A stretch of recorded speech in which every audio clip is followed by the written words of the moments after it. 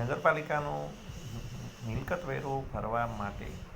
સૌપ્રથમ તમારે ઈ-નગર app download કરવાની છે, તમારો પાસવર્ડ આઈડી તૈયાર કરવાના છે અને ત્યારબાદ તમારે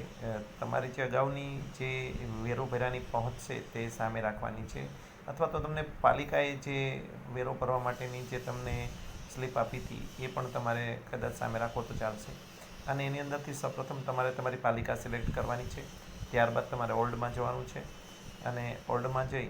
અને ત્યારબાદ તમારો વોર્ડ દાખલ કરવાનો છે અને વોર્ડ દાખલ કર્યા બાદ જે તમારી મિલકત છે એમનો નંબર દાખલ કરવાનો છે. આટલું કરશો એટલે તમારી બધી જ વિગતો, નામ, એડ્રેસ, સરનામું, બધું જે કંઈ તમારો ટેક્સ છે એ 15% બાદ થઈ અને તમારી સામે આવી જશે અને ત્યારબાદ તમે આરામથી તમારા એટીએમ કાર્ડથી અથવા તો જે કંઈ એમાં બીજા ઓપ્શન્સ આપેલા છે એના દ્વારા તમે